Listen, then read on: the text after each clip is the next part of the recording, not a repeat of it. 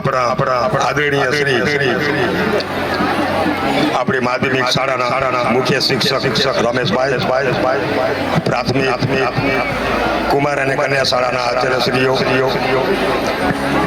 આપણા સિનિયર સરપંચ શ્રી લાલજીભાઈ, મારી પંચાયતના ઉપસરપંચ શ્રી દયાભાઈ, તેમજ દાતાશ્રીઓ, વડીલશ્રીઓ, માતાઓ, બહેનો તેમજ આ કાર્યક્રમનું સારું સંચાલન કરનારા ભાઈ શ્રી ભીમજીભાઈ, આપ સૌ આજના આ સ્વતંત્ર પર્વ 80મો ઉજવી રહ્યા છે તેની હૃદયપૂર્વક શુભકામનાઓ પાઠવું છું અને સાથે આપણા ક્રાંતિકારીઓને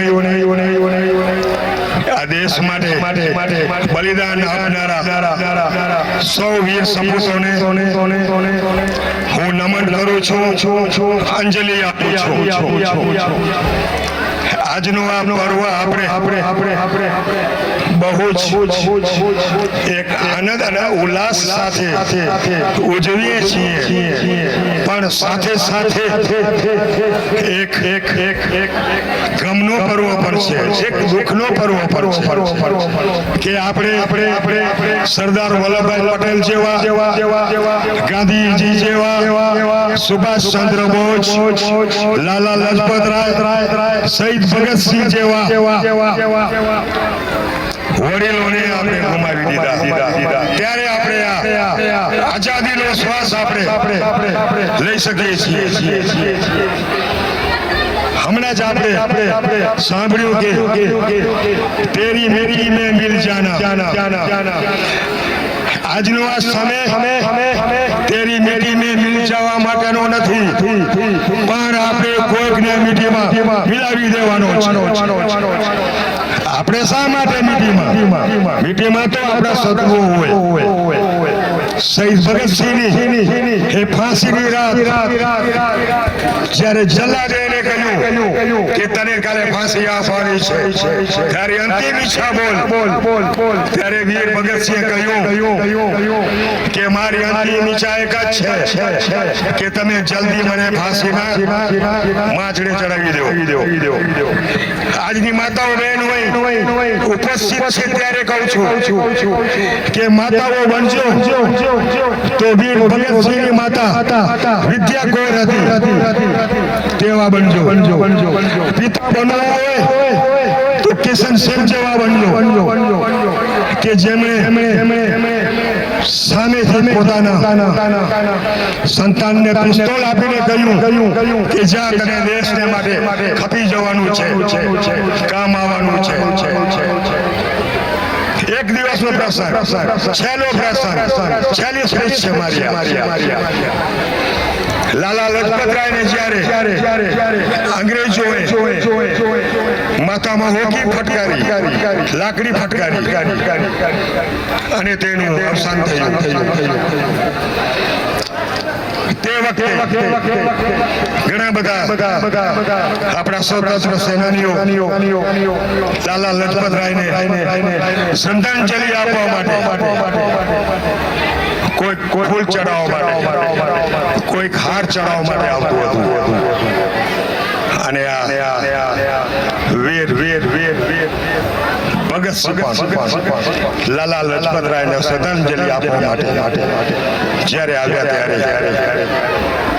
ત્યારે લાલા લજપત રાયના પગ પાસે ઉભા રહીને આ માટીને મિટ્ટીને ધૂળને મુઠ્ઠીમાં લઈને એક પ્રતિજ્ઞા લીધી કે આ લાલા લજપત રાયને બે મોત મારનારા એ અંગ્રેજને કાલ સાંજની સૂરજની કિરણો જોવા નહીં દો, અને એને ખરેખર એવું જ કર્યું કે વહેલી સવારે એ જનરલને અંગ્રેજ જનરલ ને પિસ્તોલથી મારીને પોતે ફરાર થયા.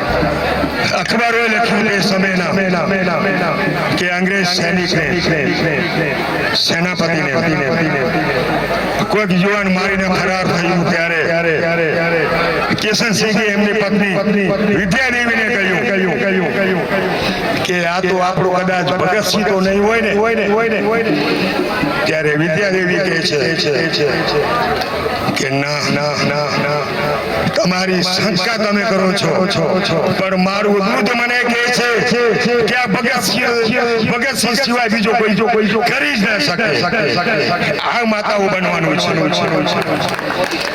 ન ધર્મ ઉપર ન પોતાની જાત ઉપર આપણને મરવું છે તો માત્ર આ તિરંગાની આન બાન અને શાન માટે મરવું છે.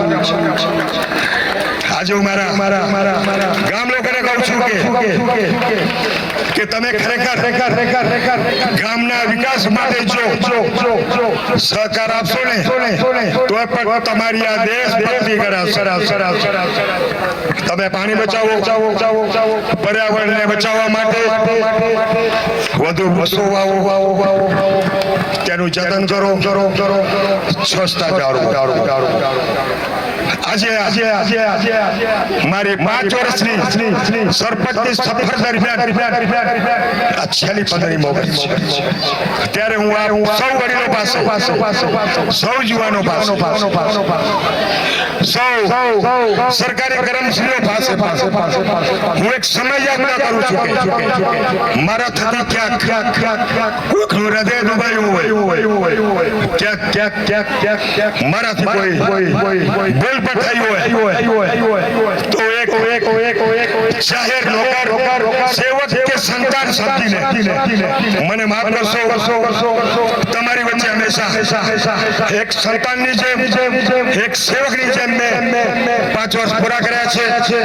તમારા સૌનો ઘણો બધો હૃદયપૂર્વક આભાર માનીને હું મારું સ્થાન લઉં છું. જય. ખૂબ ખૂબ આભાર સરપંચ સાહેબ શ્રી.